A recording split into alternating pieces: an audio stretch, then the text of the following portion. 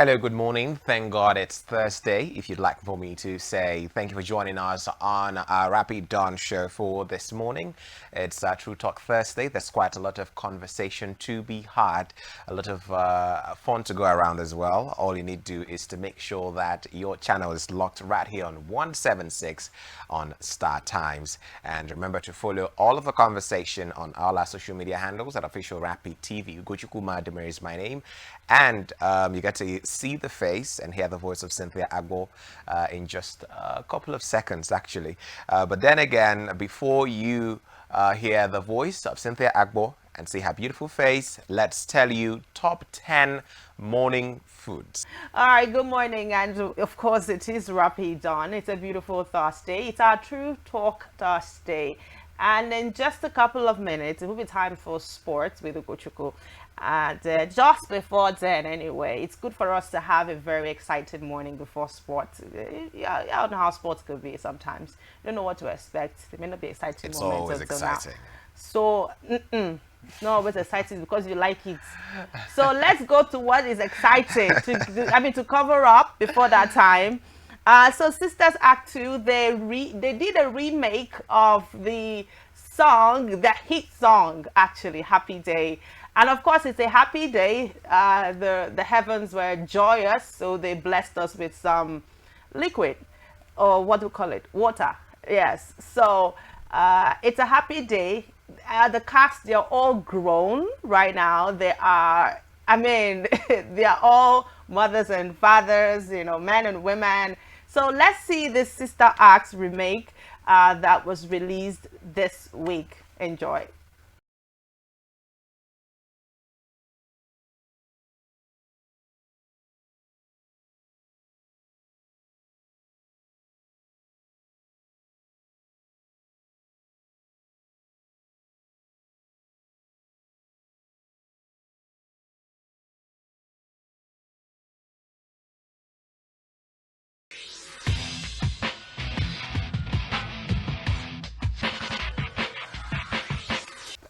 For us to have a person who's going to come close to Simon Biles is going to really, really take a lot of time. Like, they are good, but the way she does it so gracefully, so beautifully, so exciting, so everything, and she loves to smile.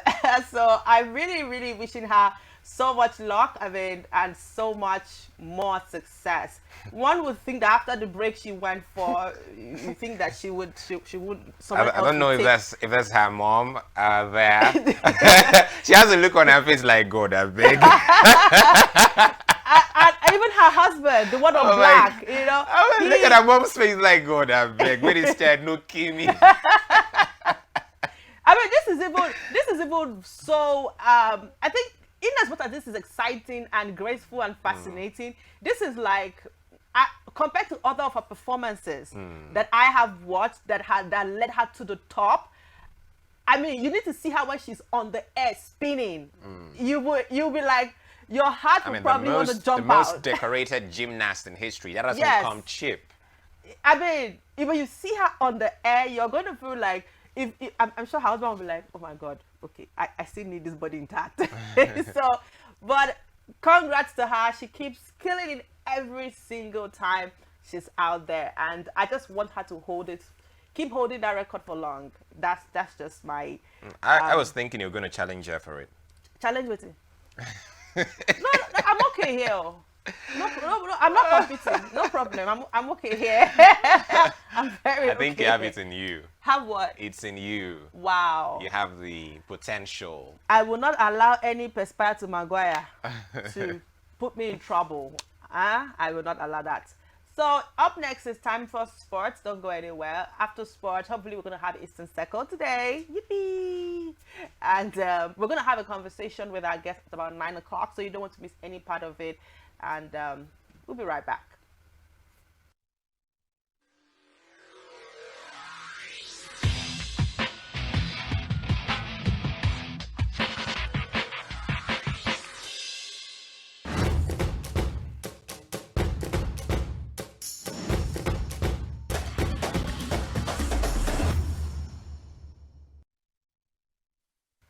All right, good morning. Thank you for joining us in Rapid Sports. This morning is the morning tonic you ingest once every 24 hours, Monday to Friday, right here on this channel. And today is a very special edition because we we're counting down to tomorrow when the Super Eagles take to the field at the Nest of Champions in Uyo, Akwa Ibom State against Bafana of South Africa. And it's not been too long that both nations traded tackles. Most recently was at the AFCON in Cote d'Ivoire, where we got the better of the South Africans through the gamble and lottery of penalties. Well, this morning I'm being joined by two of the finest sports journalists in the country and even beyond, who are going to be having a conversation with me regarding the preparations of the Super Eagles, how ready the boys are, the atmosphere there in camp, as well as what the temperature is in Akwa Ibom generally ahead of the games. I'm being joined by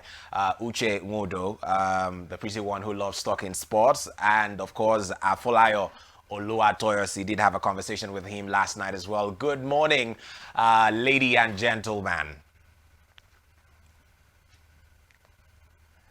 All right. Toyosi, can you hear me? Good morning to you. Yeah, I can hear you. All right.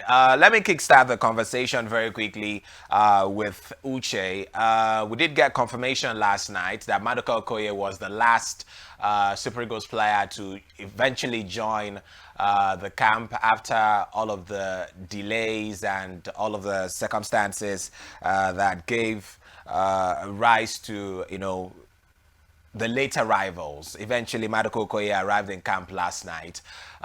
Generally, what's the mood in camp? What's the mood in the camp of the Super Eagles? How are the boys feeling? Are they feeling confident? What's the mood in camp, Uche? Well, they're feeling. They seem to be happy. They have a positive outlook towards the match, and the fact that Coach Finidi George is at the helm of affairs. Some of them have reunited with their friends they were waiting for yesterday. That's talking about Alex Iwobi and Ademola Lookman. So it's a good one. They seem to be taking it very serious. As I can see yesterday, their training yesterday was it was full, it was intense, except for Maduka Okoye, who arrived by 9 p.m. yesterday night. Everything looks good. All right.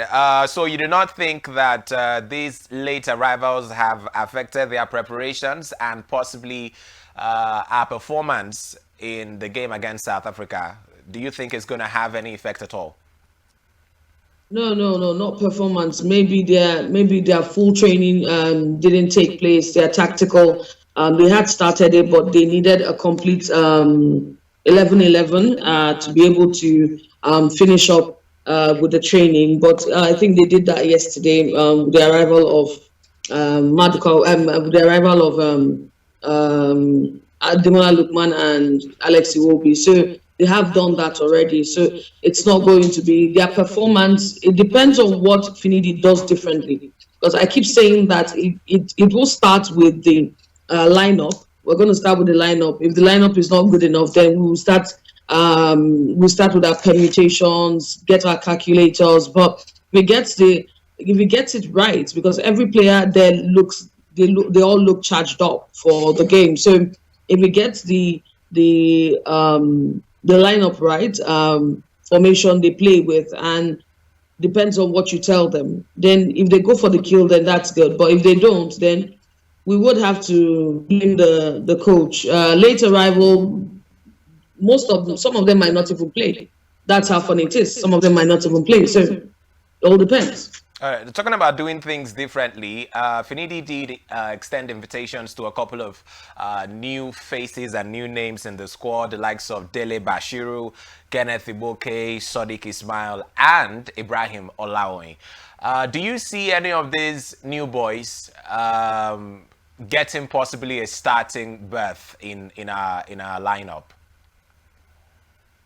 Yeah, it is possible. Any of them can start. We know that um, when Victor Osimhen was out of the clash, they had to invite some players, and when Nathan Teller too was out, it is possible that one of them might start. Yes, it is possible. They just have only three home-based players there, so it is possible that they might start. Then new entrant, someone like Fisayo Dele Bashiru.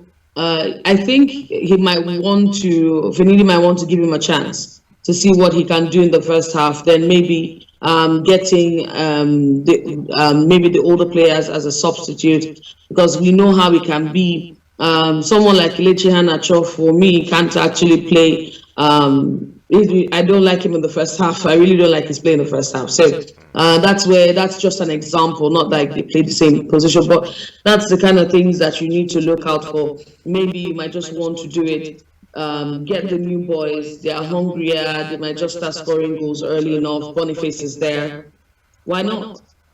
All right, let me talk to Toyosi for a moment. Last time we played South Africa, Finidi was not the man in charge. We had a Jose Pizarro, who was calling the shots, who had, of course, we started the responsibility of naming his starting lineup. Eventually, the game did get into extra time and all of that.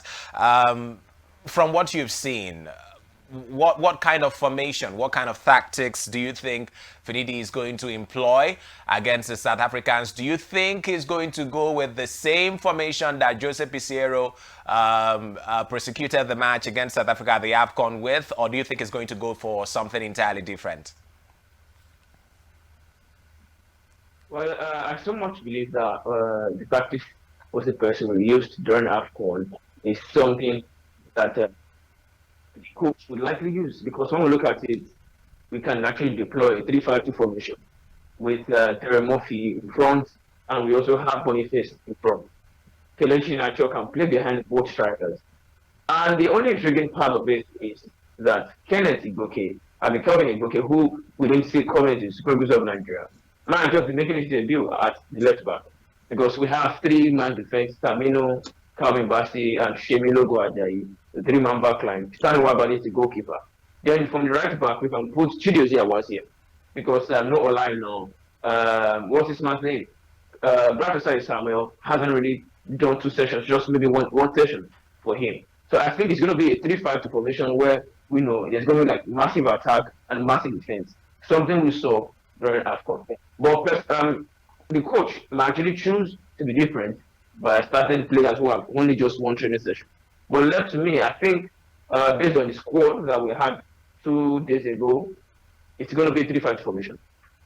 All right, and what's your thoughts, expectations regarding the middle of the pack? Last time we played them, what's his name again? Wilfred Ndidi was not available, but now he's very much available. Do you see him partnering up with Frank Onyeka? Well, I think that's the best thing for us, because we've seen Wilfred English being transformed as a number 6 up until him being playing as a number 8 for Leicester City last season. So I so much believe that his partnership with Frank Onyeka will be pivotal. But I'm still skeptical about Frank Onyeka playing, because he has not played for the past 2 games for Brentford. The last 2 games of the season he didn't play due to a knock. But he's currently in camp, and he even told us yesterday that it's good to go, that he had to go for rehabilitation and all of that. But I would prefer a midfield of Dele Bashiru, Wilfred Ndidi, and Raphael Ongedika. The 3 of them, or maybe Alassane Yusuf, one of them. But Dele Bashiru should be played up front, behind the strikers, or Kelechi Iheanacho, either of the 2 of them. But the double pivot, I would prefer to see Wilfred Ndidi and Raphael Ongedika, or you put Alassane Yusuf. Okay, let me talk to Icho again. During the last AFCON, Alex Iwobi was one player who was the subject of a lot of criticism. It got so bad he even had to clear all of his profile on Instagram. I wouldn't know if you think that he might be having a recollection of everything that happened, the backlash, the criticism, and all of that, or do you think that perhaps he's gotten past everything that happened in the aftermath of the AFCON? Talking to Alex, I after the AFCON, he had gotten past it because he had his teammates telling him that it was all good, and Trust has been through it before. Madukoko, he had been through it before. So he had people that could actually say, okay, we've been there and we're able to surmount this pressure. So for Alex, he has gone past it. If you had seen him yesterday, it is funny how Alex couldn't even say, I think I was only said hi to. Like he had this voice, but they're just gonna go in and get my kit and get dressed.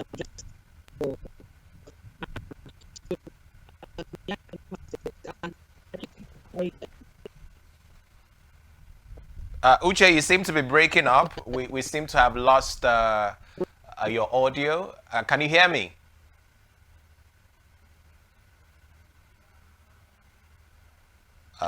Sadly, I can't hear Uche again. Toyosi, are you still there?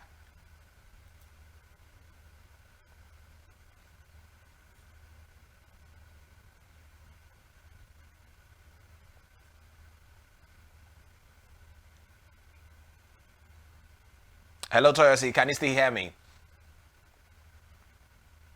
All right. Well, Yeah, I can hear you.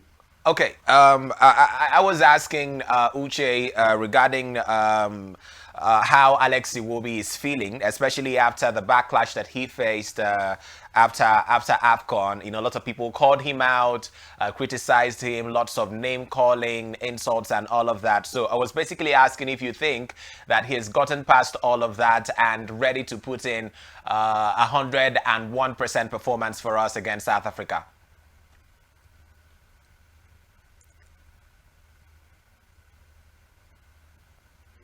Remember, we played two friendly games in March against Mali. So, and they participated in both games. So it's something like he doesn't even feel any sort of hatred to Nigerians. He knows that yes, this is football. Nigerians, whenever they don't get good results, they can turn their heads on you. We've seen Daniel Akwe so far. We've seen Maduka Akwe. We've seen William Tristefan so far. And recently, Francis Udo has so far. So I think Nigerians need to, keep calm on, criticizing these players in a harsh way. They are making errors, yes. But if everyone has to come out and you begin to abuse them, say sort of things, curse them, it would actually demoralize them. And I want to say a lot of Nigerians are hypocrites because some of them are not even doing well at their job. But it is not open to the media. That is why most of us don't know that they are not doing well at their job. But because somebody is in the limelight, he's doing his job, and then he makes a little mistake, you want to crucify him for that. So I think Iwobi has actually had a better season with Fulham, and it's not affecting him mentally. All right. In 30 seconds, the team will have their final training session ahead of the match tomorrow. If you were Finidi George, what would you be looking out for as you make up your mind as to what will be your starting lineup today?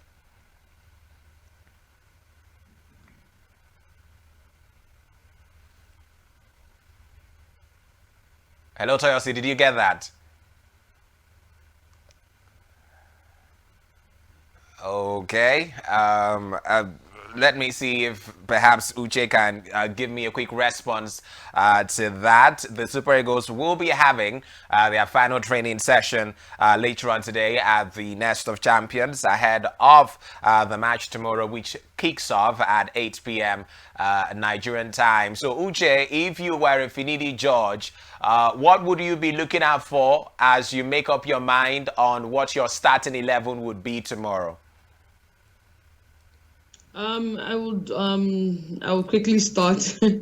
I'll quickly start a Boniface. I will go to the back line. I'll see if I could start Calvin Bassey, Chidozie Awaziem. Maybe ahead of a Bright or Saeed, because sometimes Bright can be on Bright, sometimes can be on Bright, sometimes defense. So then I just look at the central defense. I will have to do a Shemilo Ajayi and another player who's strong enough. Maybe my goalkeeper will just be Stanley Wabali. I'll just stick with him. considering the fact that Madukoko just got in yesterday night and he hasn't been with them. So at the midfield, Wilfred Ndidi marshalling that midfield. Maybe Samuel Chukwueze is starting, but We're hearing that he hasn't Samuel been might be confirmed injured. fully fit for that game. Frank the Tank spoke to us yesterday. He told me that he had a little knock, but he would be okay. So maybe Wilfred Ndidi and Frank the Tank starting at that midfield. Then you just have Boniface, Chukwueze, and pair them with two other players, maybe a Terry Murphy, something. Let's just. And Onuachu, I would prefer him for a second half, not a first half. Surprised you're not mentioning Ademola Lookman. He seems to be our hottest commodity at the moment. Yeah. He just came in yesterday. He's looking exhausted, and I know that might be part of the reasons why he might not start. He might not start. Maybe he might be introduced. He might not start. But if he starts, then good for us. All right. Finally, what's the situation regarding the South African delegation, or contingent rather? They should be heading to Uyo now via chartered flight.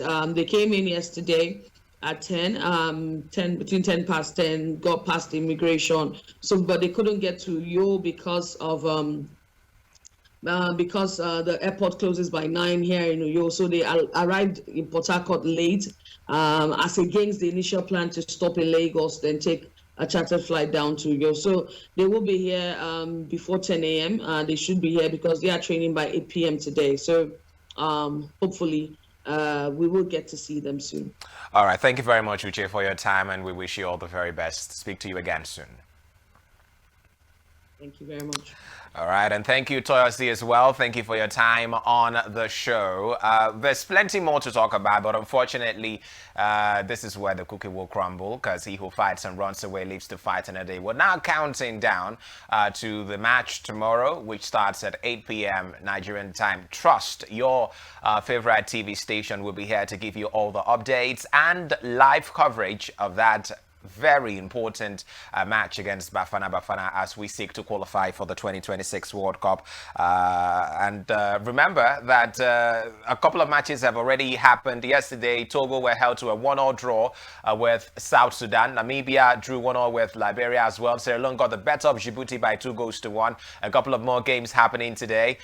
Uruguay defeated Mexico by 4-0. And in international friendly, we saw France defeating Luxembourg by 3-0. Spain annihilated their opponents Andorra by 5-0. All of these games are tune-ups to the Euro 2024. But then again, not a lot of time to dissect those games. We'll be back again tomorrow with more on Rapid Sports. Coming up next is Eastern Circle on The Breakfast Show. Stay with us.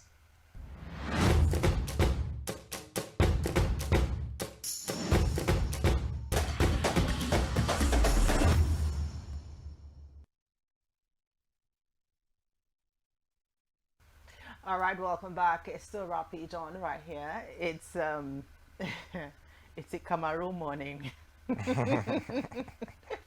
All right, so we're gonna go very, very straight to what we have to talk about. We did tell you earlier on that we're gonna have a guest in the studio, and we'll be talking agriculture, food security, and all there is to know.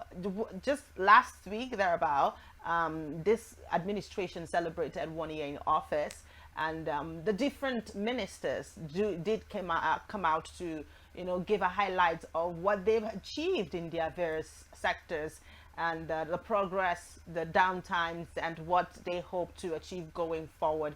And of course, the Minister of Agriculture and Food Security was also amongst this people that came out to speak. But before we go straight into the video of they highlighting their achievements, we also want to share that there's the statistics of the boosting agriculture for food security. There's also a research that was released regarding to food security, and the rate really, really alarming. So to have this conversation with us this morning, it's not a person than the agric-man himself, and the Emmanuel and Sam Profi. He is, let's just call him an agricultural blockchain expert. Why don't you make it just I think a that farmer? sounds more Or appropriate. farmer. He is many things in one. Good to have you on the show this morning. Thank you very much, Cynthia, and good to be here. And good day to your viewers, our viewers watching out there. All right, so let's have very quickly the video of the Minister of Agriculture and Food Security speaking on some of the highlights of what the ministry have achieved. I'm sure that Mr. Emmanuel cannot wait to dissect everything that he's going to say. Tinubu GCFR. I will start by our achievements in the last 1 year. In the area of food and nutrition security, we launched the dry season farming with cultivation of 118,657 hectares of wheat in 15 states in acceleration of all year round farming. We launched that all year round farming in November in Jigawa State, who has the largest share of the 118,000 hectares with 40,000 allocated to it. But I'm happy to announce that at the end of the season, Jigawa had produced 55,000, thereby exceeding the allocated 40,000 by 15,000 hectares. We also supported 107,429 wheat farmers with inputs, resulting in output of 474,628 metric tons of wheat. The support that was given, as we all know, was 50% subsidy of all inputs, fertilizer, agrochemicals, that is herbicides and insecticides, and also seeds, wheat seeds, free of charge. We also imported 6,750 tons of wheat from Mexico, and also covered about 5,500 of seeds procured and sourced locally. The harvest that we have realized would have an estimated value of about 309 billion naira injected into the economy. In response to presidential directive, we also released for the food and security, for the food security agenda, released to NEMA for onward distribution to the parts of the country to vulnerable population, the 42,000 metric tons of assorted food commodities made up of maize, sorghum, millet, and gari from the federal government of Nigeria's Strategic Food Reserve. We also procured and distributed to all states of the Federation, including FCT, 58,500 metric tons of milled rice to dampen escalating prices. These 58,500 was a deliberate tactic that we did not go to the market to buy so as not to stimulate the upward price. So what we did was we had the Rice Processors Association of Nigeria, and they had 23 different millers that from their own stock, without having to go into the market to buy paddy, from their own stock in their reserve to mill the 58,500 metric tons of milled rice. That translated to 1,950 trailers of rice. In addition to our strategy, we also fortified crops with vitamin A micronutrient to enrich nutrition content and health value of food commodities. Nutrition is an issue now, as I'm sure my colleagues from the Federal Ministry of Health would have mentioned. Nutrition today is a very, very serious issue where we have stunted growth and wasted growth that affects the gray matter of especially children of below the ages of 5. The Honorable Minister of Budget and Planning is also a member of the National Council on Nutrition and also the Secretariat of the National Council on Nutrition. So we are also ramping that, and we have been able to do that in the dry season. In response to also the persistent food inflation, the following measures were undertaken to boost production. We distributed 60,432 metric tons of improved seeds, 887,255 metric tons of seedlings, 138 numbers of value kits, 501,726 liters of agrochemicals, 62,328 metric tons of inorganic fertilizers, 1,000 kilograms of fungicide, and 33,200 numbers of different equipments to farmers across different value chains to enhance production. I must say here, the issue of the inorganic fertilizer is of key interest to the Federal Ministry of Agriculture and Food Security, because as we all know, prices of fertilizer has gone up. Today, fertilizer, the NPK, which is the common fertilizer, has urea as a major component in that fertilizer. Urea is also an issue. Urea is produced locally. We have 3 manufacturers that produce urea locally in country: the Dangote Fertilizer, Indorama, and also the Notori, which has since stopped production. But we have seen the increase in price, and we have called the 2 companies for a discussion, and they relate to us that the gas that is the main input for manufacture of urea is priced in dollar, and because of the exchange rate, prices has to go up. In MPK, urea is constituted about 38%. So, and in another angle, when you look at it, other components of NPK is also the DOP, which is the phosphates and the potash that are also import-based. So when you look at it, the issue of fertilizer, the inorganic fertilizer prices have tremendously gone up, and we're in a situation where we want to, we have gone into how we can encourage the manufacture of organic fertilizer, which is a lot cheaper than inorganic. In addition, we also received 2,150,000 bags of fertilizer from the Central Bank of Nigeria for distribution to farmers free of charge. We have already effected the distribution.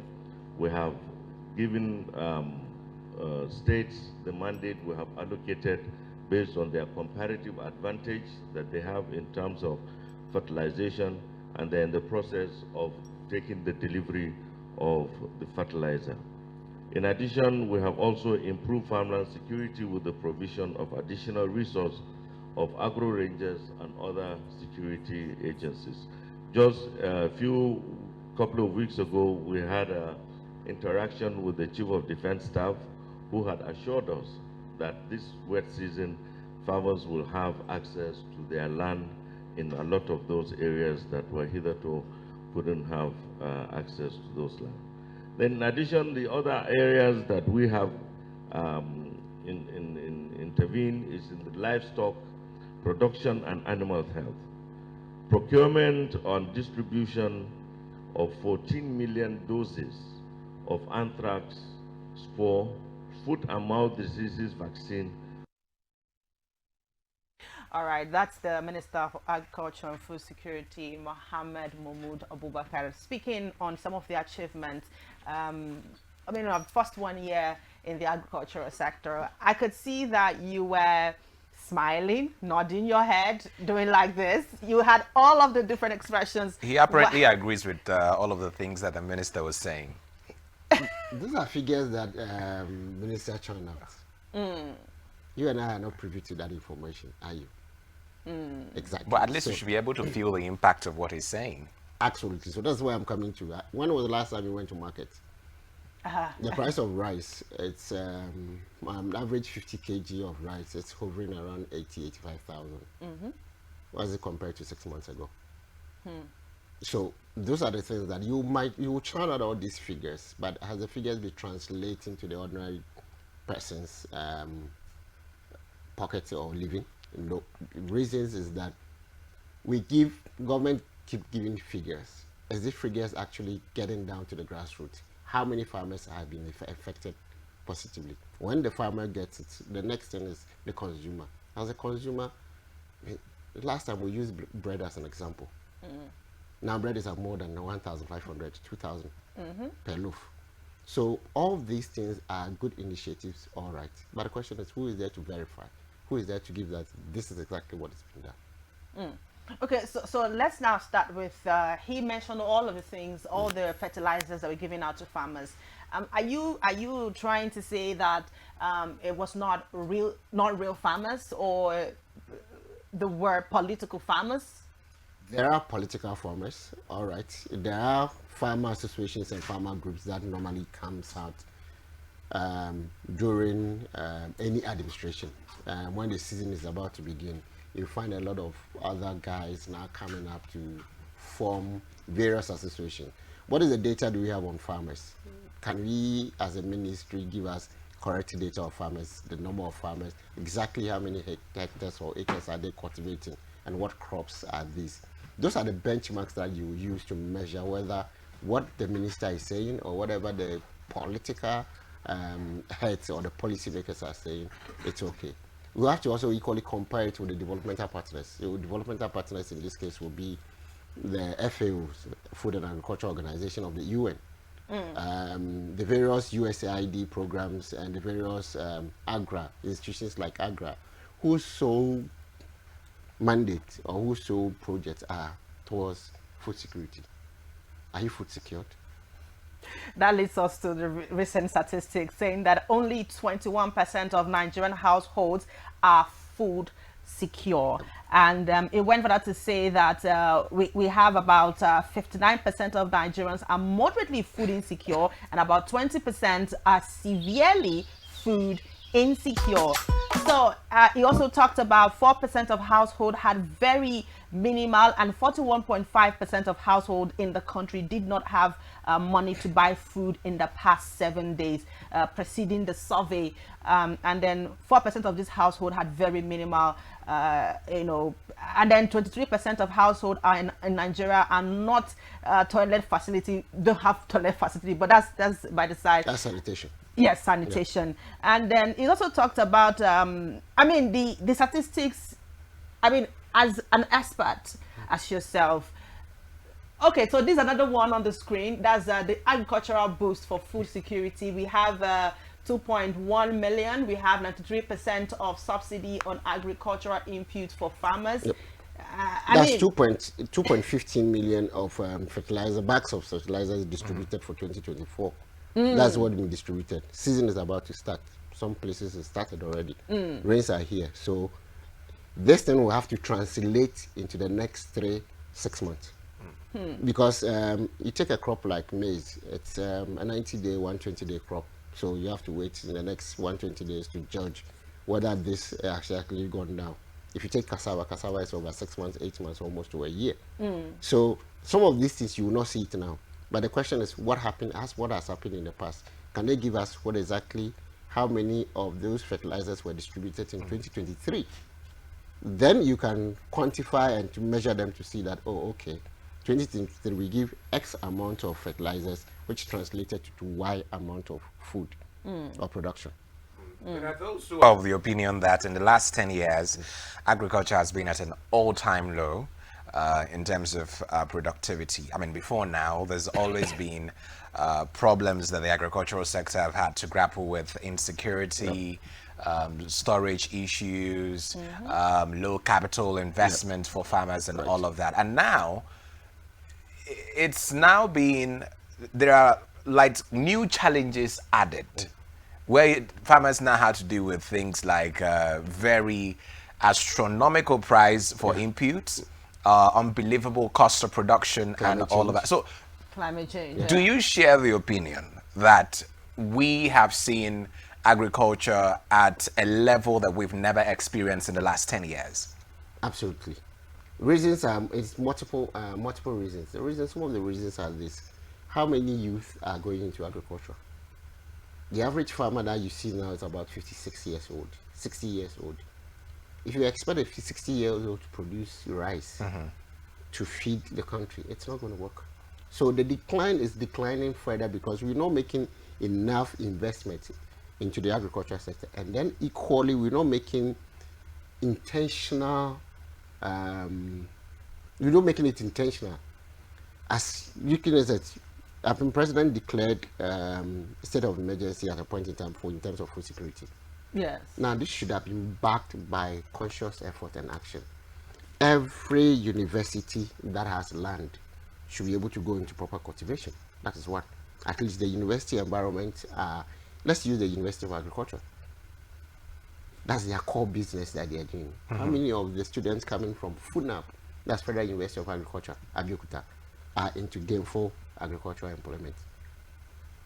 So that is one. Secondly, we are grappling with the issue of insecurity. The average farmer in Jos, in Bauchi, in Gombe and those areas, in Jigawa, is it safe to go to the farm?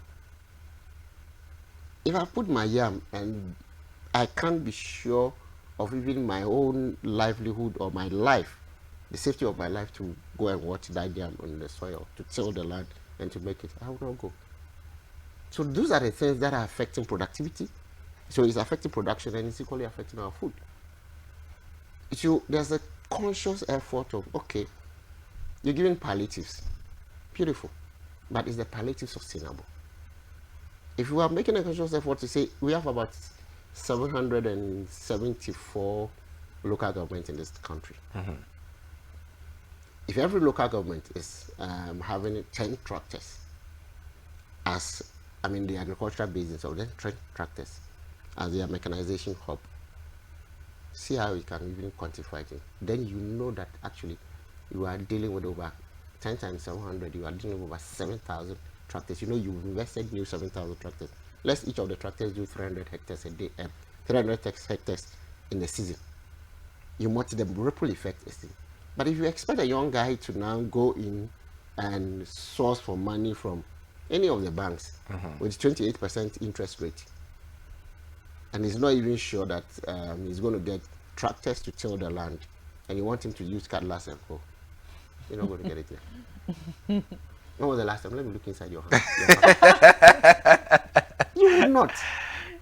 So you need to be practical about it. So are you saying the fact that young people are not interested, is it the fault of the government and the other stakeholders excluding the young people themselves? You cannot exclude the young people. You can't exclude the young people. But what it is that, have we make agric interesting enough? Have we make it profit oriented? If you're going to put your money in any venture, you look at what is going to be my return. Am I sure I'm going to make some margins on it? So you look at it in three ways: margins, the turnaround time, and equally also, is it worth the hustle?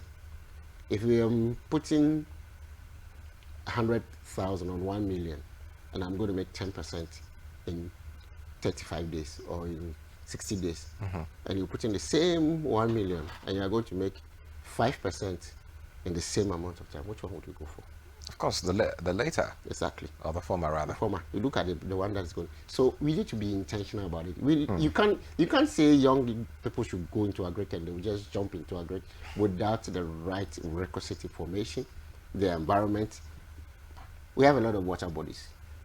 Each government now should, and the local government chairman should be able to, it should be a task to create an enabling environment by creating 100-hectare land that is fully irrigated, that has mechanization services there. And then you also equally, see, we are too dependent on foreign aid and foreign grants. What do we use our own resources for? How much of our oil budget or the revenues has been earmarked strategically for agricultural development? The minister was saying about wheat. But I can tell the minister on the fact that there are, and he knows, that there are substitute for wheat. Importing wheat from Mexico, How much land do we have on this continent? How much land do we have in this country? I love one of the things that the Niger governor is doing. It's a bold decision. Intentional about it. We're going to, I think we had a meeting with them somewhere last, but somebody said Niger Food, and they said they've cleared well over 300 or 30,000 hectares of land, empowering people to go into it. That way, if you have, say, 1,000 youth go into it, let's say, give or take, 30% of them stays in 70, you have actually recruited 300 new young farmers.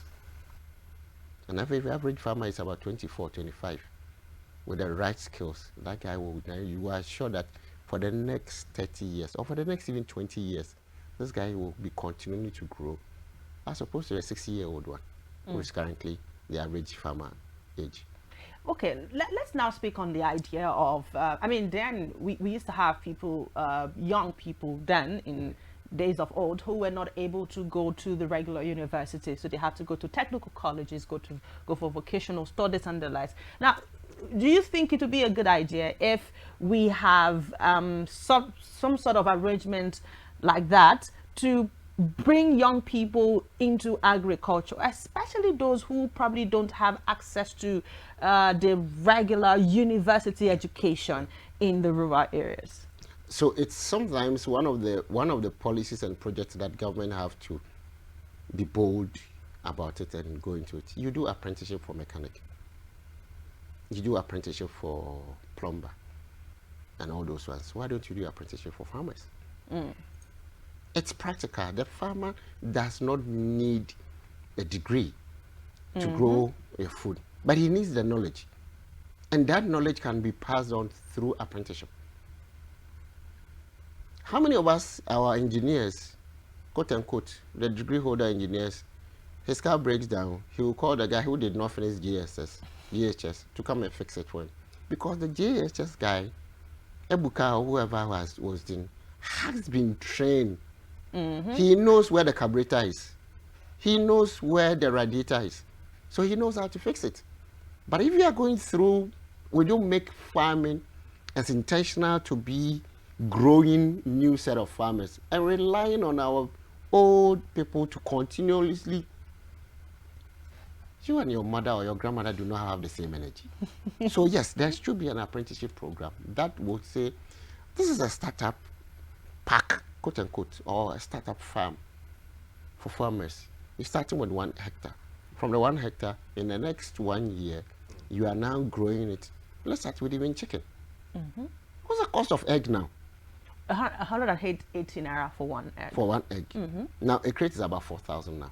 In some places, 4-5. It used to be 1,500. I've been buying egg from, it was less than that. Now, so if a young person is being trained to take care of this chicken, these layers, he has 100 birds to start with. 100 birds producing at 90%, or let's just say even 80%. You know that you have 80 eggs coming out daily. Grow this young guy.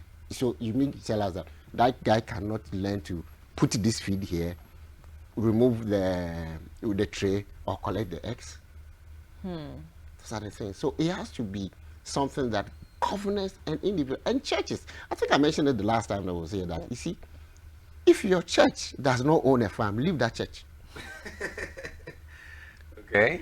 Because the church has to also not just take care of your spiritual being. A hungry man is an angry man. You did If mention you are that. even hungry, you cannot even pray well. Yes.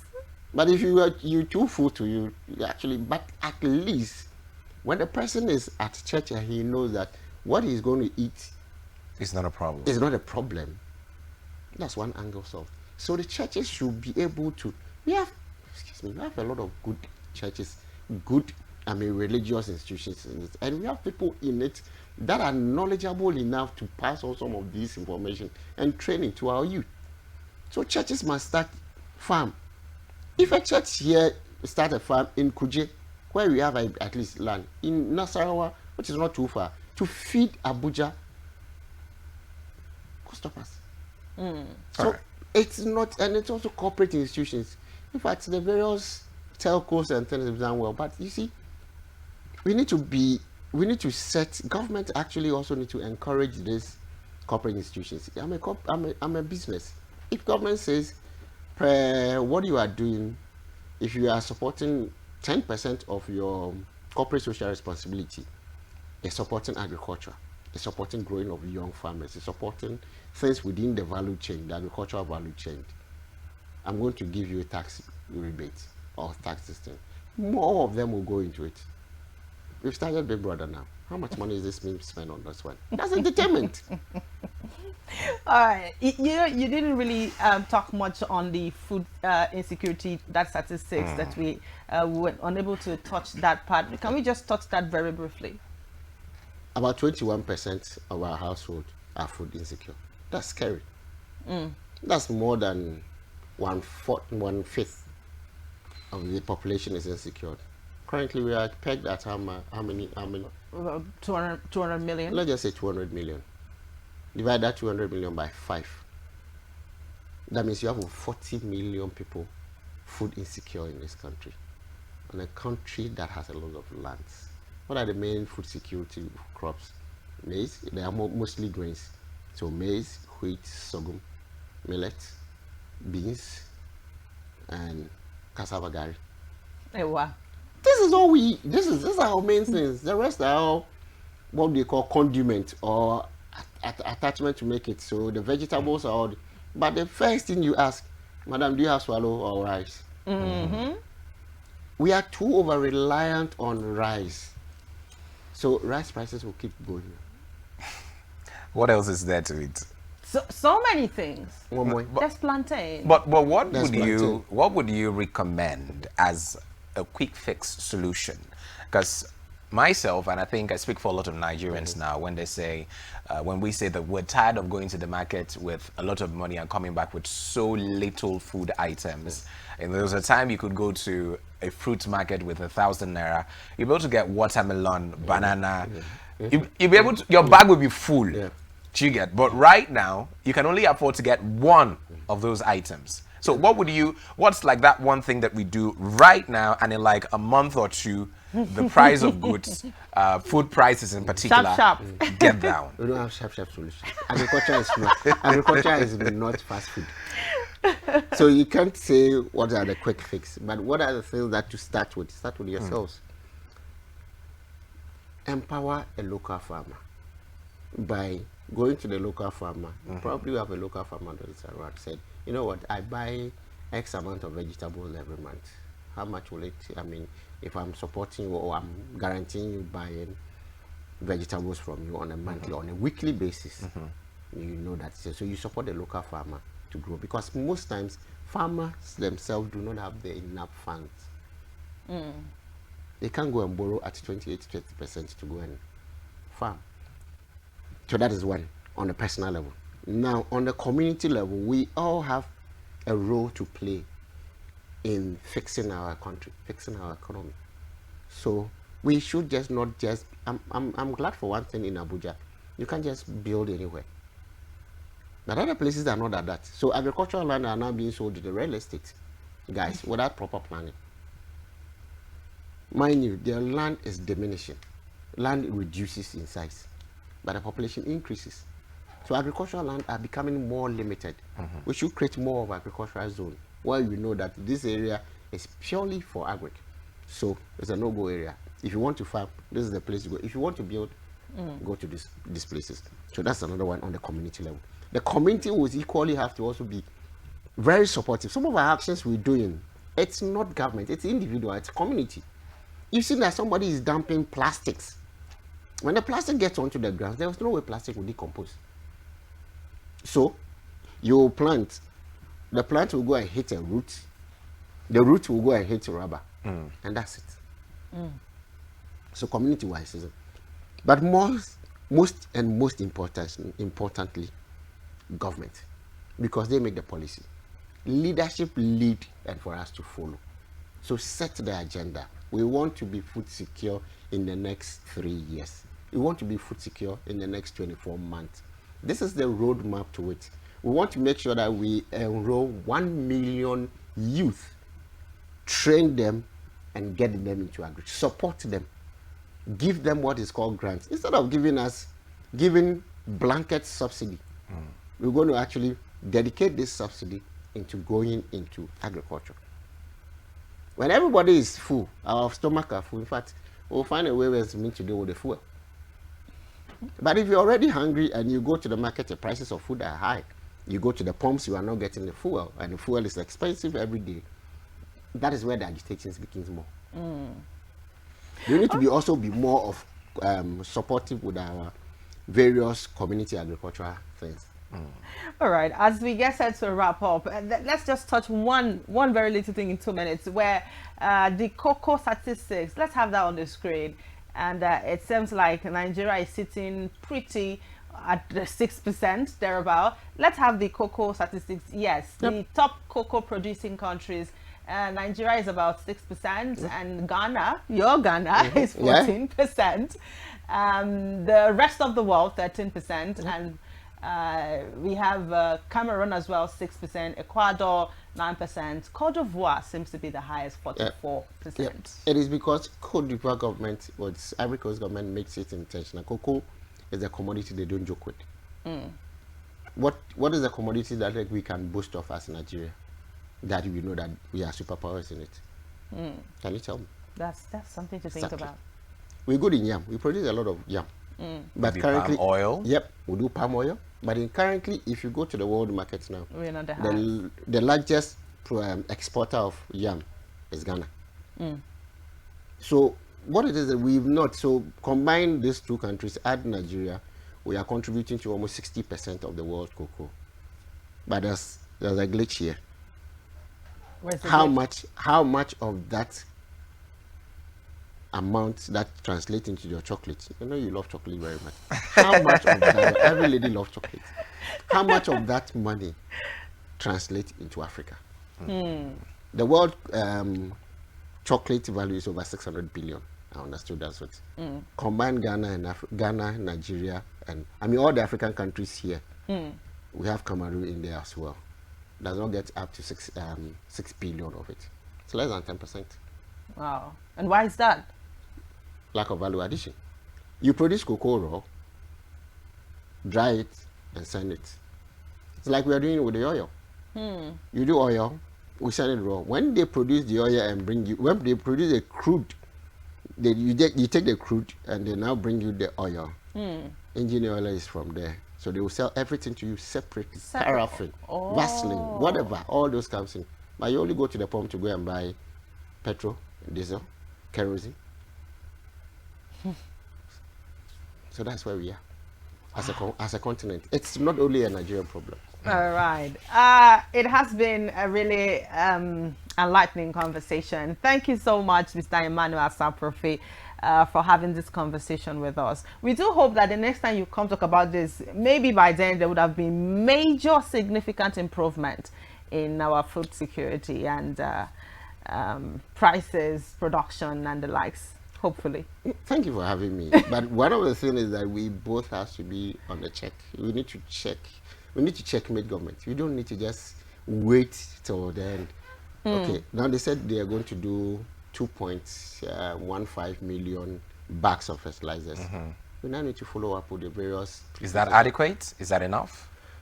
Compared to what we having or compared to what is have before, it's an improvement. Yeah.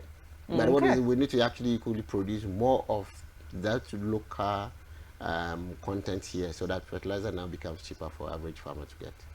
Okay. All right. So with that, I would say thank you so much. I think you will have to end the show with us this time around. You know, while you were talking, there was one song that was coming to my head. We are here of the Father. Really?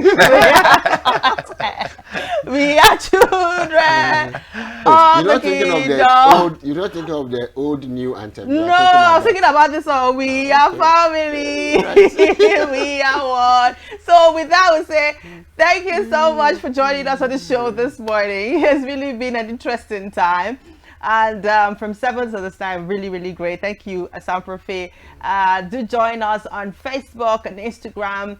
follow us, like our page, like our content, subscribe to our YouTube channel, and don't also forget to visit our website on www.arabianradiotv.com. Ugochukwu Madimere is my name. Adios.